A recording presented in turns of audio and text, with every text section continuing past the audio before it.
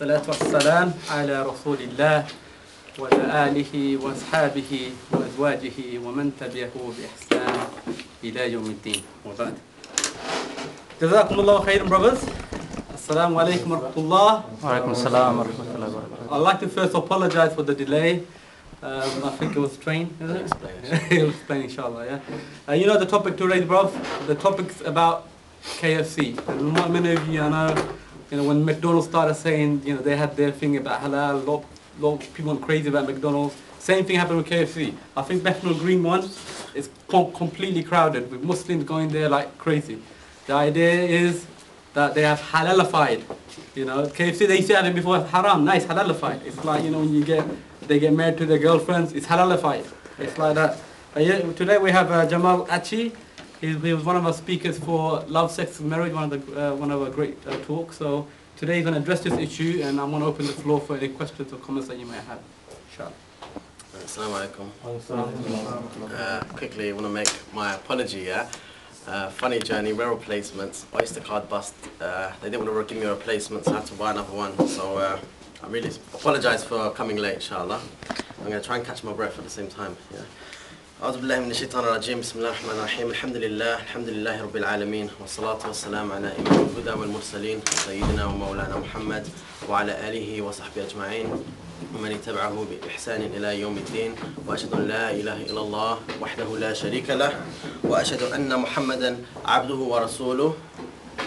قال الله سبحانه وتعالى في القرآن الكريم بعد بسم الله الرحمن الرحيم أفتؤمنون ببعض الكتاب وتكفرون ببعض فما جزاء من يفعل ذلك منكم إلا خزي في الحياة الدنيا ويوم القيامة يردون إلى أشد العذاب وما الله بغافل عما تعملون.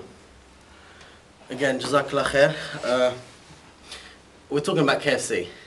So I don't know how many people remember the date, but I remember the date. The date when everyone started getting really excited, when it became official, because there were rumors. But the date when it became official was the 4th of May. 4th of May 2009. And the 4th of May 2009, as you're going to discover, was a very, very important date for Islam and for Muslims. Now you may be thinking, what's he talking about? And I'll explain that in a while, inshallah. So the 4th of May is when it became official. That's when KFC released their press release.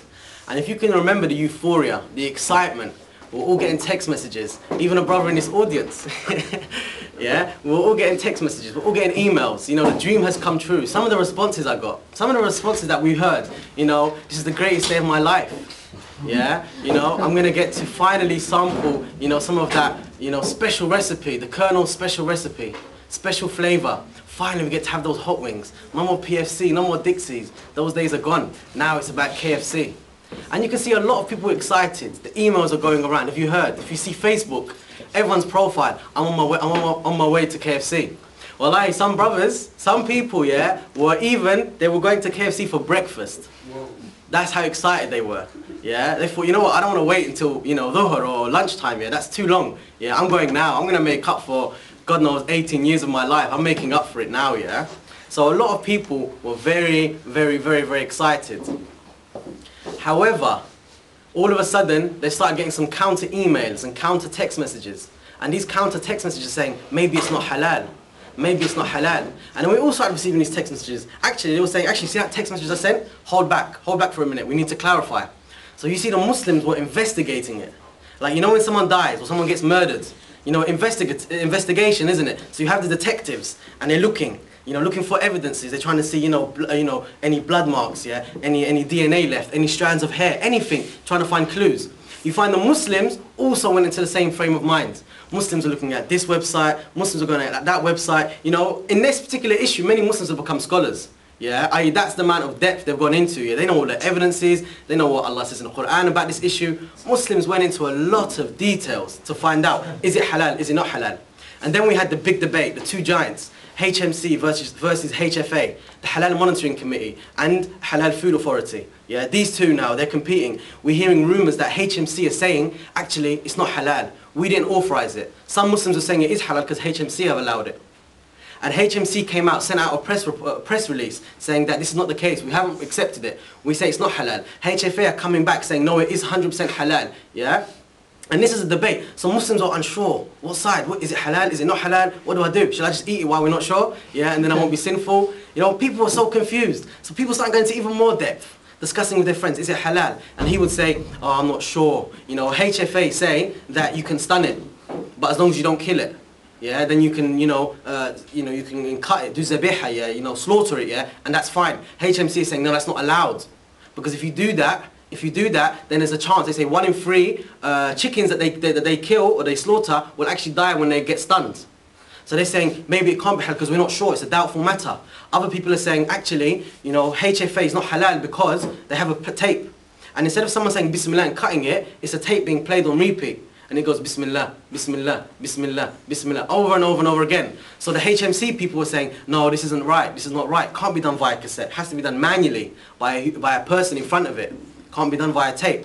You have other people who are saying, actually, HFA is allowed because it wasn't killed. The chicken wasn't killed. Yeah, in the process, when it gets stunned, it's still alive. And if it's still alive, so long as you slaughter it, it's okay. So therefore, it's okay. And there's no evidence, as they say, there's no evidences that it has to be done by a person, so long as it's cut with the knife. So now the debate was raging. What do we do? What do we do? And a lot of Muslims were confused. Other Muslims, if you read the forums, other Muslims are saying, I really want to. I really, really want to. I've been looking forward to this all my life. Yeah, all my life, Last time I got to go there was when I was in Hajj, and it tasted good. Yeah, tasted good. Yeah, and I can just remember the feeling. I can remember the taste. It was great. And this is a debate that was taking place. But I said to you a date. I said to you the 4th of May for a reason. And the 4th of May was the day we all found out, all officially found out that it had now become halal. But something more important was happening on the 4th of May. And it slipped our attention. Something far, far, far more important. On the 4th of May, and during that period of time, in Swat, and this is in Pakistan, Muslims were being killed in Pakistan. I'm not talking about 5 Muslims, I'm not talking about, they said the numbers are so heavy, there's nobody there to count the bodies. And this was happening at the same time as we're having our debate about KFC. And Muslims in Swat, they said there were 1 million internally displaced persons. 1 million people had to leave Swat. Why did they have to leave Swat? Because the government, under the commands of America, were bombing their own people. They were bombing their own people. And there are many examples, many stories, personal stories that were taking place that I've got out and we've heard about. There was one uncle, he goes, they were in, and Swat is not like some urbanized city. They were in their house, and places around them were getting bombed, and he didn't know what to do. He's a very old man. He didn't know what to do, so he gets his children. He decides, I can't stay here, it's too risky. So he gets his kids, and he holds their hands, and he's running away, trying to run away. And he goes on, when he's running away, he's seeing people on the floor, dead. He's running past corpses, people dead, running past them. Imagine, put yourself in that situation, having to be in a situation where there are people dead around you and there's nothing you can do. And you're running away trying to save your family. And he's running away. And over the following days, the reports that were seen, they said there were women who were having to give birth, not in a hospital, not even in their houses, outside. And this brother gave he goes, I saw 3 examples just on my one journey of women who gave birth on my one journey and their kids died there. Because they weren't able to get no medical treatment.